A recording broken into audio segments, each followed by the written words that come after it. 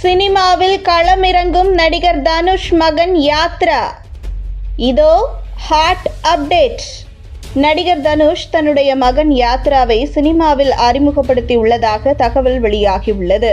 நடிகர் தனுஷ் இயக்கியிருக்கும் ராயன் படம் மூலம் கோலிவுட்டில் அறிமுகமாகிறார் யாத்ரா என தகவல் தற்போது வெளியாகியுள்ளது.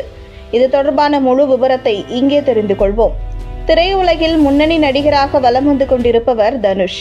கிட்டத்தட்ட 20 ஆண்டுகளுக்கும் மேலாக கோலிவுட் சினிமாவின் திறமை மிகு கதாநாயகர்களுள் ஒருவராக உள்ளார். தற்போது இவர் தனது கைவசம் பல படங்களை வைத்துள்ளார். சில நாட்களுக்கு முன்பு அவரது 50வது படத்திற்கு ராயன் என பெயர் வைத்துள்ளதாக அதிகாரப்பூர்வ அறிவிப்பு வெளியானது. இந்த படத்தை தனுஷ் இயக்கி அவரே நடிக்கிறார். மேலும் இதில் தனுஷுடன் இணைந்து இந்த திரைப்படத்தில் எஸ்.ஜே. சூர்யா, செல்வராகவன், சந்தீப் கிஷன், காளிதாஸ், பிரகாஷ் ராஜ், துஷாரா விஜயன், அபர்ணா பாலமுரளி, வரலட்சுமி, சரத்குமார் ஆகியோர் இணைந்து நடித்துள்ளனர். கேங்ஸ்டர் மற்றும் குடும்ப சென்டிமெண்டை மையமாக கொண்டு இந்த படத்தின் ஷூட்டிங் நடத்தி முடிக்கப்பட்டுள்ளது. வரும் ஏப்ரல் மாதத்தில் இந்த படம் ரிலீஸ் ஆக உள்ளதாக தகவல் வெளியாகியுள்ளன. இந்த நிலையில் தற்போது வெளியாகியுள்ள தகவலின்படி ராயன் திரைப்படத்தில் தனுஷின் மூத்த மகன் யாத்ராவும் முக்கியமான பங்களிப்பை செய்துள்ளதாக தெரியவந்துள்ளது. ஆனால் நடிகராக அல்ல, மாறாக ஒளிப்பதிவாளராக அறிமுகமாகிறாராம். தொடர்ந்து அவர் அடுத்தடுத்து முன்னணி நடிகர்கள் மற்றும் இயக்குநர்களுடன் இணைவார் என்று எதிர்பார்க்கலாம். இதனிடையே இசைஞானி இளையராஜா வாழ்க்கை வரலாறு படமாக உருவாக உள்ளதாகவும் அதில் நடிகர் தனுஷ் ஹீரோவாக நடிக்க இருப்பதாக சமீபத்தில் தகவல் வெளியானது. இதனிடையே தற்போது நடிகர் தனுஷ் நிலவுக்கு என்மேல் என்னடி கோபம் என்ற படத்தை இளம் நடிகர்களை வைத்து இயக்கி முடித்துள்ளார். இப்படத்தில் தனுஷின் அக்கா மகன் ஹீரோவாக அறிமுகமாகிறார். இதில் பிரியா வாரியர், மேத்யூ தாமஸ், அனிகா சுரேந்திரன் என மிகப்பெரிய நட்சத்திர பட்டாளமே நடிக்கிறது. ஜி.வி. பிரகாஷ் இப்படத்திற்கு இசையமைக்கிறார். இந்த படத்தில் இன்னும் 30% ஷூட்டிங் மீதமுள்ளது. இதனிடையேதான் கமிட் செய்தபடி சேகர் கமுலா இயக்கத்தில் அடுத்ததாக D51 படத்தில் தற்போது நடித்து வருகிறார். அதைத் தொடர்ந்து மாரி செல்வராஜ் இயக்கும் ஒரு படத்திலும் தனுஷ் நடிக்க இருக்கிறார்.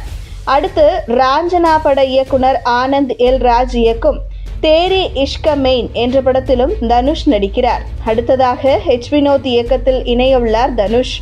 தொடர்ந்து நிலவுக்கு என்மேல் என்னடி கோபம் படத்தின் மீதமுள்ள ஷூட்டிங்கை அவர் நிறைவு செய்வார் என எதிர்பார்க்கப்படுகிறது.